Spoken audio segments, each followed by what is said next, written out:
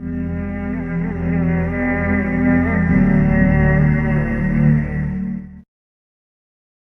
تعالیٰ نے انسان کو یاد کرایا ہے کہ تو نے عبادت اپنے رب کی کرنی ہے، اور فرمایا رب تمہارا وہ ہے جس نے تمہارے لیے زمین کو فرش بنایا ہے، آسمان کو چھت بنایا ہے، اور آسمان سے پانی برسا کے تو زمین سے پھل اگائے ہیں، رزق لکم، وہ بھی تیرے کھانے کے لیے اگائے ہیں۔ وہ جو آسمان سے بارش برسا کے زمین سے سبز اور پھل اگائے ہیں تو وہ بھی تیرے لیے۔ جب سارا کچھ تیرے لیے بنایا تو بھی تو عبادت کرنا اپنے رب کی، پھر کسی کو اس کا شریک نہ ٹھہرا۔ ایک چیلنج بھی کیا قرآن مجید نے اس رکوع کے اندر۔ کہا کرتے تھے مکے کے لوگ کہ آپ قرآن مجید کی آیتیں نبی کریم علیہ السلام سے کہا کرتے تھے کہ معاذ اللہ آپ خود بناتے ہیں، بنا کے لاتے ہیں۔ تو اللہ کریم نے فرمایا وَإِن كُنتُمْ فِي رَيْبٍ مِّمَّا نَزَّلْنَا عَلَىٰ عَبْدِنَا فَأْتُوا بِسُورَةٍ مِّن مِّثْلِهِ، اگر تمہیں شک ہو نا اس میں جو ہم نے بندہ خاص پہ نازل کیا ہے تو تم بھی اس جیسی ایک صورت بنا کے لاؤ۔ پڑھے لکھے تو تم بھی ہو نا، مکے میں تم بھی رہتے ہو، تو ایک صورت بنا کے لاؤ۔ قرآن مجید ہم سے چھینا گیا ہے سازش کے تحت، اس لیے کہ جس قوم کو قرآن آ جاتا ہے نا پھر کوئی کافر اس کا مقابلہ نہیں کر سکتا۔ دیکھیں نا اگر کافروں کے پاس جواب ہوتا قرآن پاک کا تو بدر اور احد میں نا کوئی آیت بنا کے لاتے، قرآن کے مقابلے کی تلواریں لے کے نہ آتے، ان کے پاس جواب ہی نہیں تھا۔ اور قیامت تک کسی کافر کے پاس قرآن مجید کا کوئی جواب، قرآن کا کوئی جواب، قسم اللہ کی جواب کوئی نہیں، قرآن کا اس کا کوئی جواب نہیں۔ کیا بات ہے قرآن پاک کی۔ وہ ایک دفعہ مسلمہ کذاب بے ایمان کہنے لگا میں نے بنا لیا ہے قرآن پاک کا جواب، معاذ اللہ۔ جواب کیا بنایا؟ وہ سورت ہے نا القاریہ ملقاریہ، وما ادراک ملقاریہ، کھڑکھڑانے والی کیا ہے، کھڑکھڑانے والی تمہیں کیا پتا کیا ہے کھڑکھڑی، قیامت کا ذکر ہے۔ کہنے لگا میں نے اس جیسی سورت بنا لیا، تو کیا بنایا؟ الفیل ملفیل، وما ادراک ملفیل۔ کہنے لگا ہاتھی، تمہیں کیا پتا کیا ہاتھی، تم کیا جانو کیا ہاتھی۔ تو پاس جو اس کے اپنے بیٹھے تھے نا چیلے، کہنے لگے چپ کر جا، سارے زمانے کو پتا ہے ہاتھی کیا ہوتا ہے۔ تو پاگل ہے، اس کے دو کان ہوتے ہیں، ایک سونڈ ہوتی ہے، چار اس کے پیر ہوتے ہیں۔ بیوقوف آدمی قرآن کا مقابلہ کرنا ہے تو کچھ چج کے ساتھ کر، پاگلوں کی طرح مقابلہ کرے گا، جوتے کھائے گا بھی، ہمیں بھی پڑھوائے گا۔ تو قرآن مجید کا کوئی مقابلہ کر سکا؟ تو اس آیہ مبارکہ میں اللہ نے کافروں کو یہ کہا اگر مقابلہ نہیں کر سکتے تو پھر اللہ سے ڈرو، ورنہ دوزخ میں ڈالے جاؤ گے، وہ جس کا ایندھن آدمی اور پتھر ہے، اور بنائی بھی کافروں کے لیے گئی ہے۔ اعدت للکافرین، جہنم کس کے لیے بنائی گئی ہے؟ کافروں اور منافقوں کے لیے۔ مسلمانوں کے لیے بنائی گئی، مسلمان مرضی سے چھلانگے لگائیں تو ان کی موج ہے، ورنہ ان کے لیے جہنم، ان کے لیے اللہ نے جنت بنائی ہے۔ اور یہ بات کرتے ہی رب کریم نے فرمایا اے محبوب علیہ السلام مومنوں کو خوشخبری دے دیں کہ اللہ نے ان کے لیے جنت بنائی ہے، اس میں باغات ہیں، انہیں رزق دیا جائے گا کھانے کے لیے، اور اس میں انہیں پاکیزہ بیویاں دی جائیں گی، اور پھر وہ اس میں ہمیشہ رہیں گے، انہیں اس سے نکالا نہیں جائے گا۔ آگے جو آیات کریمہ ہے نا اس کے اندر اللہ تبارک و تعالیٰ نے فرمایا ہے کہ اللہ حیا نہیں کرتا سمجھانے کے لیے، مچھر کی مثال بھی دینی پڑے۔ فرمایا قرآن سے کچھ لوگ ہدایت حاصل کرتے ہیں اور کچھ گمراہ ہو جاتے ہیں۔ جب لوگ اپنی مرضی کی تشریحات چاہتے ہیں تو گمراہ ہوتے ہیں، اور جب قرآن کو رسول اللہ صلی اللہ علیہ وسلم اور امت مسلمہ کی تشریحات کی روشنی میں سمجھتے ہیں تو پھر اللہ ہدایت عطا فرماتا ہے۔ پھر اللہ تبارک و تعالیٰ نے آگے ارشاد فرمایا حضرت آدم کی پیدائش کا واقعہ۔ کچھ مفسرین نے لکھا اللہ نے مشورہ کیا تھا فرشتوں سے، وَإِذْ قَالَ رَبُّكَ لِلْمَلَائِكَةِ إِنِّي جَاعِلٌ فِي الْأَرْضِ خَلِيفَةً، لیکن کچھ مفسرین کہتے ہیں کہ اللہ کو ضرورت نہیں فرشتوں سے مشورہ کرنے کی، اللہ نے فرشتوں سے مشورہ نہیں کیا، بلکہ رب نے انہیں آگاہ فرمایا تھا کہ میں لگا ہوں زمین پہ اپنا نائب بنانے، میں خلافت دینے لگا ہوں زمین پہ۔ اب یہ تو دینے والی کی مرضی ہے نا اس نے کس کو دینی ہے، یہ تو دینے والے کی مرضی ہے نا اس نے۔ تو کچھ لوگ کہتے ہیں کہ دینے والے سے زیادہ ہمیں پتہ ہے، تو فرشتوں کو بھی یہ اجتہادی خطا ہو گئی، کہنے لگے یا اللہ اسے نہ بنانا، یہ فساد کرے گا، یہ خون ریزیاں کرے گا۔ تو اللہ نے فرمایا جو میں جانتا ہوں وہ تم، اللہ اکبر، امام راضی فرماتے جب رمضان آتا ہے تو اللہ فرشتوں سے کہتا ہے ذرا یہ کھول کے دروازے دیکھو نا یہ زمین پہ کیا کر رہے ہیں. تم تو کہتے تھے فساد کریں گے اور یہ سارے تراویحاں پڑھ رہے ہیں. تم تو گویا کہتے تھے فساد کریں گے اور یہ تو دیکھو گویا رمضان کے روزے رکھ رہے ہیں. یہ تو میری یاد میں نکلے ہوئے ہیں. تم کچھ کہتے تھے اور دیکھو میں نے تمہیں کہا تھا نا جو میں جانتا ہوں وہ تم. اللہ نے پھر حضرت آدم علیہ السلام کو تمام زمانے کے علوم عطا کیے, علم سکھا لیا. تو فرشتوں سے کہا تم بھی ان چیزوں کے نام بتاؤ, تو وہ بتا سکے نہیں. اللہ نے فرمایا اب اس طرح کرو آدم کو سجدہ کرو. سب نے سجدہ کیا سوائے وہ. کہنے لگا یا اللہ صرف تجھے ہی کرنا ہے. کرنا بھی صرف اللہ کو چاہیے پر رب کے آگے بھی جھکنا چاہیے, اور جس کے سامنے رب جھکائے نا وہاں بھی. اور یہ جو عاجزی ہے نا, یہ جو جھکنا ہے یہ علم کے آگے ہے. ہماری مصیبت یہ ہے کہ ہم علم کے آگے بھی گردن جھکانے کو تیار نہیں ہوتے, وہاں بھی ہم خود عالم فاضل بن جاتے ہیں. تو فرمایا کہ سب سے کہا سجدہ کرو. سب نے سجدہ کیا سوائے ابلیس کے. تو پھر ہوا کیا وکان من الکافرین, وہ کافروں میں سے ہو گیا. پھر اللہ نے حضرت آدم کو اور جناب حوا کو نا مقام دے دیا جنت میں رہنے کے لیے, اور کہا سارا کچھ کھانا, درخت کے قریب نہ جانا. ابھی آپ کسی سے کہہ دیں تھوڑا سا کہ پیچھے نہ دیکھنا, یعنی اگر میری سمجھ لیں ادب کی وجہ سے کوئی 1.5-2 منٹ یا 6 منٹ نہیں بھی نہ دیکھے گا تو سوچے گا ضرور کہ پتہ نہیں اب پیچھے کیا ہے, مصیبت کیا ہے. یعنی آپ کہہ کے دیکھ لیں کسی کو پیچھے نہ دیکھنا. فطرت ہے نا انسان کی, وہ جستجو کرتا ہے. کہا اس درخت کے پاس نہ جانا. تو حضرت حوا سلام اللہ علیہ کہتے ہیں دل میں خیال رہتا تھا کہ آخر ہے کیا درخت کے پاس. یہی انسان کا عقیدہ توحید ہے کہ جہاں سے رب منع کر دے وہاں وہ منع ہو جائے. اور یہ ان کی خطا نہیں تھی, یہ اللہ کی حکمت تھی, چونکہ رب نے تو پہلے کہہ دیا تھا بنایا ہی زمین کے لیے, تو یہ تو سارا کچھ ہونا تھا تو زمین پہ آنا تھا نا. تو حضرت حوا اور جناب آدم کے پاس شیطان آیا. اب اس کو نکال تو دیا تھا پر ابھی اس کا جنت میں آنا جانا بند نہیں ہوا تھا, یہ بھی اللہ کی حکمت تھی. تو وہ کہنے لگا تمہیں پتہ ہے بعد میں مر جاؤ گے. تو حضرت حوا کہنے لگی کیا موت بھی آئے گی؟ کہاں, اس کی تکلیف بھی بڑی ہوگی, تو پھر بچیں گے کیسے؟ تو کہنے لگے پھل کھا لو اس درخت کا. تو بچنے کے لیے پھل کھایا تھا. اس طرح لوگ آج بہت سارے کام بچنے کے لیے کرتے ہیں پر بچ سکتے, بچنے کے لیے پھل کھایا. تو اللہ نے فرمایا زمین پہ چلے جاؤ.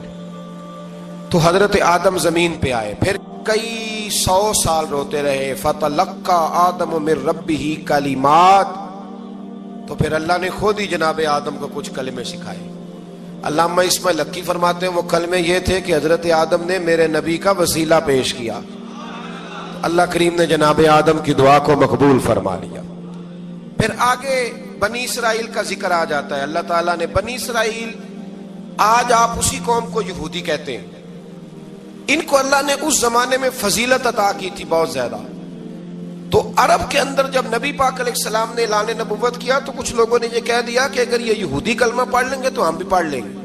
تو پھر اللہ نے انہیں یاد کرایا کہ تم اصل میں کیا ہو, تمہیں کلمہ پڑھنا چاہیے.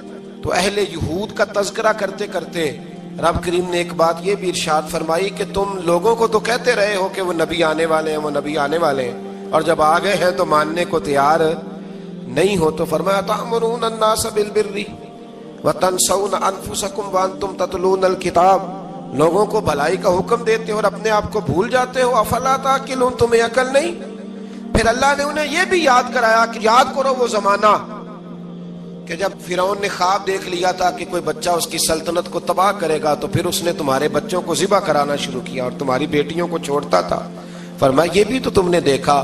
میں نے تمہیں پھر تم سے کہا جہاد کرو قوم عمالقہ کے خلاف, تو مقام طیہ میں جا کے یہ لوگ کہنے لگے ہم سے جہاد نہیں ہوتا. اللہ نے انہیں ایک میدان میں قید کر دیا. بڑی دلچسپ بات, قید تو لوگ ہوتے ہیں نا چار دیواری میں, تو اللہ نے بنی اسرائیل والوں کو جب انہوں نے کہا ہم جہاد نہیں کریں گے تو اللہ نے میدان میں قید کر دیا. میدان میں, یہ یاد رکھیں, جب انسان اللہ کی نافرمانی کرتا ہے تو اسے ایسی قید ملتی ہے جس کا اس نے تصور بھی نہیں کیا ہوتا. ایک میدان ہے مقام طیہ, قید ہو گئے. سارا دن سفر کرتے تھے, سارا دن. تو رات کو تھک کے سوتے تھے, صبح اٹھتے تھے نا جب, تو وہیں ہوتے تھے جہاں کل صبح چلے تھے. تو رب جب کسی کو قیدی بناتا ہے تو اسے زنجیروں کی سلاخوں کی ضرورت دعا فرمائے اللہ تبارک و تعالی غموں سے نجات عطا فرمائے. یہ دعا فرمائے. ایسی قید دیتا ہے کہ جس سے پھر چھٹکارا ہو سکتا. تو بنی اسرائیل کا بہت زیادہ تذکرہ اس بارے میں اللہ تبارک و تعالی نے پھر بیان کیا اور پھر کہا کہ انہیں جو حکم دیا جاتا تھا یہ اس کی سرتابی کرتے تھے. پھر اللہ نے ان پر ذلت نازل کر دی اور یہ ہمیشہ اس کا شکار رہیں. قوم سبت کا ذکر فرمایا اللہ نے. ہفتے والے دن کچھ لوگ نافرمانی کرتے تھے. ہمارے بھی ہیلے بہانے ہیں نا آج کل کاروبار میں. تو اسی سپارے کی آیت نمبر 65 کے اندر اللہ تعالیٰ نے حضرت داؤد کی قوم کا ذکر کیا کہ اللہ نے انہیں حکم دیا تھا کہ ہفتے والے دن مچھلیاں نہیں پکڑنی. تو وہ کہتے تھے چلو ہاتھ لگا کے نہیں پکڑنی, ہاتھ لگا کے. وہ ہمارے لوگ ہیلے بہانے تلاش کر لیتے ہیں نا. وہ بڑے جناب انشورنس والا آ گیا, اب وہ بینک والا آ گیا, وہ فلانے صاحب آ گئے, وہ تروڑ مروڑ کے کہانیاں باتیں, اور پھر ہمیں بھی رستے مل جاتے ہیں بچنے کے. مفتی صاحب نے کہہ دیا تھا, ایک مولانا سے میں نے ان کو کہا ہفتے والے دن مچھلیاں نہیں پکڑنے کا. نہیں پکڑتے, چھوٹے چھوٹے حوض بنا لیے. تو مچھلیاں زیادہ آتی تھی اس دن. یہ بھی اللہ کی قدرت تھی. نماز کے وقت گاہک زیادہ آتے ہیں, یہ اس کی قدرت ہوتی ہے. تو وہ مچھلیاں حوض میں جمع ہو جاتی ہیں. یوں سمجھ لیں کہ جال انہوں نے لگا لیے ہوئے تھے. تو جال میں وہ پھنستی رہتی تھی, حوضوں میں آتی رہتی تھی. ہفتے کو نہیں پکڑتے تھے, اتوار کو پکڑ لیتے تھے. تو پھر اللہ نے انہیں سزا دی. فرمایا تماشے کرتے ہو اللہ کے حکم کے ساتھ. کیا سزا دی؟ فَقُلْنَا لَهُمْ كُونُوا قِرَادَةً خَاسِئِينَ. فرمایا بندر بن جاؤ دھتکارے ہوئے. جو رزق حرام طریقے سے کماتے تھے رب انہیں بندر بنا دیتا تھا. ابھی بھی میں نے دیکھے ہیں بڑے بڑے تاجر پاگلوں جیسی زندگی گزار رہے ہیں. نفسیاتی طور پہ سکون نہیں ہے, کروڑوں روپیہ پڑا ہے. کیوں؟ اس لیے کہ رب کے بتائے ہوئے طریقے کے مطابق تجارت نہیں کرتے. آگے ایک اور دلچسپ بات آ گئی. بنی اسرائیل کے اندر نا ایک شخص نے اپنے چچا کو قتل کر دیا جائیداد کے لیے. یہ دیکھیں کب سے لوگ جائیداد کے لیے قتل کرتے آ رہے ہیں. چچا کو قتل کر دیا, اور قتل کر کے حضرت موسیٰ علیہ السلام کے پاس آئے کہ میرے چچا کو کسی نے قتل کر دیا ہے, تو بتائیں کیا کرنا ہے. تو آپ نے فرمایا کہ گائے ذبح کرو اور اس کا ایک ٹکڑا مقتول کو مارو, مرنے والے کو. وہ خود اٹھ کے بتا دے گا مجھے کس نے قتل کیا ہے. اب ارادہ نہیں تھا گائے ذبح کرنے کا تو بہانے کرنے لگے. ارادہ نہیں نہ ہوتا تو پھر کیا ہوتے ہیں, کہنے لگے گائے کس طرح کی ہو, بوڑھی ہو کہ بچی ہو, رنگ کیسا ہو, جوان ہو کہ چھوٹی ہو, حال میں ایک دفعہ چلنا سیکھ گئی ہو یا ابھی نہ سیکھی ہو. تو بتاتے گئے تو رب بھی شرطیں بیان کرتا گیا. گہرے زرد رنگ کی ہو, حال کے اندر اسے نہ چلایا گیا ہو, پانی نہ نکالا گیا ہو, نہ بچی ہو نہ جوان ہو, اس کے درمیان ہو. یہ ساری شرطیں کہاں پائی جاتی تھی؟ حضرت موسیٰ علیہ السلام کی قوم کا ایک شخص تھا جو اللہ کا ولی تھا. وہ جب انتقال کرنے لگا نا, اللہ اکبر, دیکھو رب ولیوں کی اولادوں پر بھی کتنا فضل فرماتا ہے. وہ جب انتقال کرنے لگا تو ایک اس کے پاس چھوٹی سی بچیا تھی, گائے کی بچی. اس نے جنگل میں چھوڑ دی. کہنے لگا یا اللہ میں تیرے نام پہ چھوڑتا ہوں, میرا بچہ جوان ہو جائے تو اسے دے دینا, اور تو سرمایہ ہی کوئی نہیں. بچہ بڑا ہوا تو بچہ بھی بڑا نیک تھا, اپنی ماں کا بڑا فرما بردار تھا. اس کی ماں نے کہا بیٹا تیرے باپ نے ایک گائے چھوڑی تھی. تو بچہ جنگل میں گیا اور جا کے کہنے لگا اے اللہ میری گائے مجھ سے ملا دے. تو رب کریم نے وہ گائے واپس کر دی. وہ گائے گھر لے آیا. اب وہ کہنے لگا اماں بیچ دوں. تو اماں کہنے لگی بیٹا میرے پوچھے بغیر نہ بیچنا. کئی دفعہ گاہک لگے پر اس نے کہا جب تک میری اماں نہ کہے گی میں بیچوں گا. ادھر بنی اسرائیل والے شرطیں جتنی گائے کے بارے میں پوچھ چکے تھے وہ ساری اسی گائے میں پائی جاتی تھی. تو یہ ڈھونڈتے ڈھونڈتے وہاں پہنچ گئے. تو کہنے لگے گائے چاہیے. تو اس نے کہا بھی تمہاری مرضی سے نہیں, قیمت میری مرضی کی.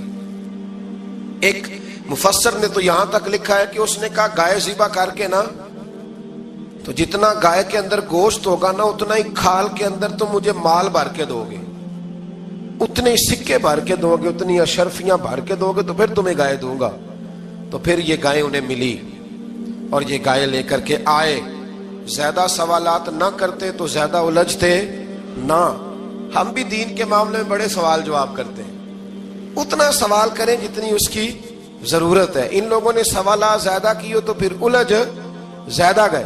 تو میرے بھائی اس کا ذکر بھی اللہ تبارک و تعالیٰ نے پہلے پارے کے اندر بیان فرمایا. پھر اللہ کریم نے فرمایا کہ کچھ ایسے لوگ بھی ہیں یہودیوں میں سے جن کا دعویٰ ہو گیا ہے کہ ہم اللہ کے بڑے پیارے ہیں. فرمایا یہ صرف ان کے منہ کی باتیں ہیں, یہ تو قیامت میں پتہ چلے گا نا کہ اللہ کا پیار کس کے ساتھ زیادہ ہے. اور پھر یہ بھی یہودیوں نے دعویٰ کیا ہے, اسی پارے میں اللہ فرماتے ہیں کہ ان کا دعویٰ ہے کہ ہم اللہ کے بڑے پیارے ہیں, جنت میں ہم ہی جائیں گے. تو اللہ فرماتے ہیں پھر مرنے کی دعا تو کرو, جنت میں تو مر کے جانا ہے نا. لیکن رب فرماتے ہیں یہ کبھی مرنے کی دعا نہیں کریں گے, اس لیے کہ انہیں پتہ ہے کہ ہم نے آخرت کے لیے کیا بھیجا. لے جی پہلا حکم آ گیا یا ایھا الذین آمنوا کہہ کے, پہلی آیت قرآن پاک کی پہلے سپارے میں پہلی آیت جس میں اللہ نے کہا یا ایھا الذین آمنوا. تو پہلا حکم آمنو کہہ کے آیت نمبر 104 میں جو اللہ نے حکم دیا ہے نا, وہ نبی پاک کی تعظیم کا حکم ہے. پہلا حکم ہی اللہ نے حضور کی عزت اور ناموس کا ارشاد فرمایا.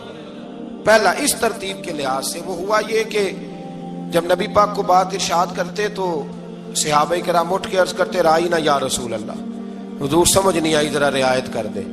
تو یہودیوں کی عبرانی زبان کے اندر نہ ذرا کھینچ کے پڑھتے تھے رائینا, تو اس کا معنی بنتا تھا معاذ اللہ اے ہمارے چرواہے. بکریاں چرانے والے کو بھی وہ رائینا کہتے تھے. تو جب صحابہ یہ کہنے لگے تو اللہ نے منع ہی کر دیا.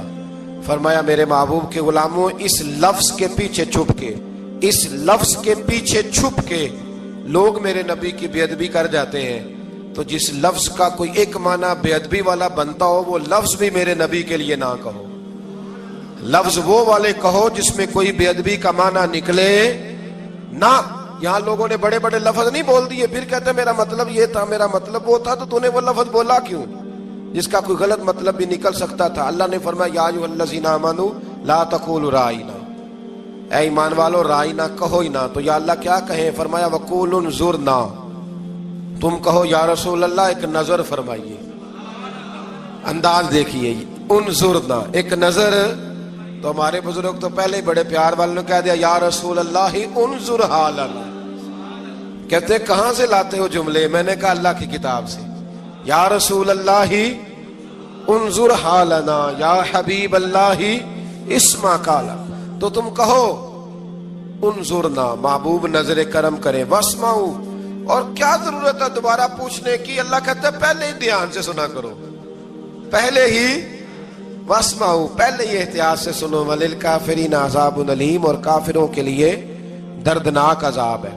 لے جی اسی پارے میں اللہ تبارک و تعالیٰ نے پھر اہل یہود کا ذکر کیا. تو یہود کہنے لگے کہ ہم حضرت ابراہیم کے ماننے والے ہیں. تو اللہ کریم نے وہ بھی ذکر کیا کہ میں نے تو ابراہیم کو آزمایا ہے.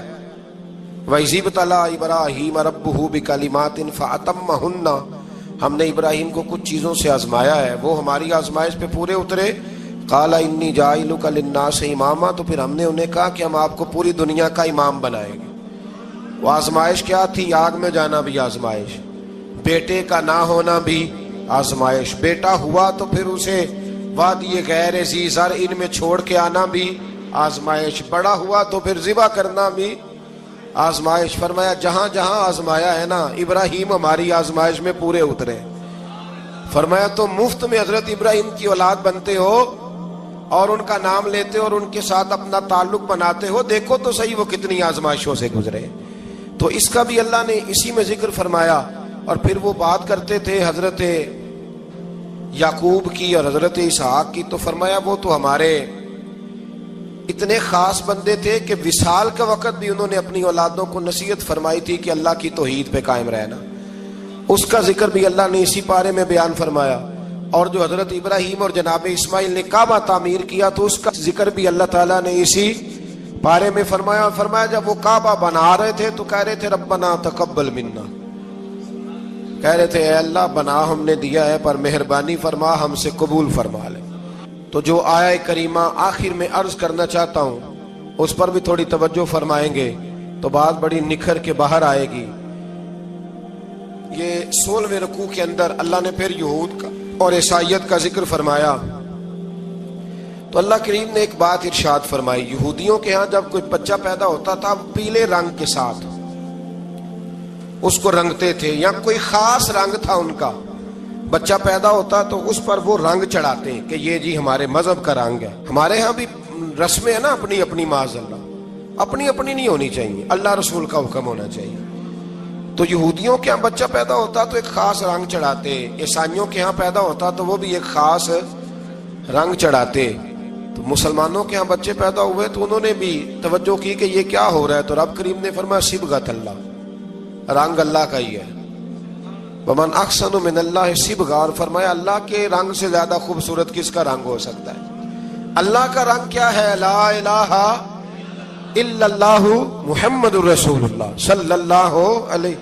فرمایا نیلے پیلے کالے رنگ نہ چڑھاؤ، اپنے ذہن پر توحید و رسالت کا رنگ چڑھاؤ. یہ سب سے بہترین رنگ ہے. اگر تمہارے ذہنوں پر رب رسول کی توحید کا رنگ چڑھ گیا تو یہ وہ والا رنگ ہے، پھر تمہیں کسی اور رنگ کی طرف جانے کی ضرورت نہیں پڑے گی. تو فرمایا رنگ وہ پیدا کرو جو توحید کا ہے، رسالت کا ہے، اس رنگ کی توجہ کرو. قرآن مجید کے اس پارے میں اللہ کریم نے مختلف باتیں بیان کر کے آخری رکوع میں یہ جو رنگ کا ذکر فرمایا نا، تو یہ لگتا ہے پورے پارے کا خلاصہ ہے کہ رب کریم نے فرمایا اصل بات یہ ہے کہ تمہاری سوچوں پہ رب رسول کی توحید و رسالت کا رنگ ہونا چاہیے. ہر وقت بچہ پیدا ہو کو دنیا سے جائے تو رنگ کس کا ہونا چاہیے؟ اللہ رسول کے دین کا. اللہ تعالی ہمیں سمجھنے کی توفیق عطا فرمائے. آخر دعوانا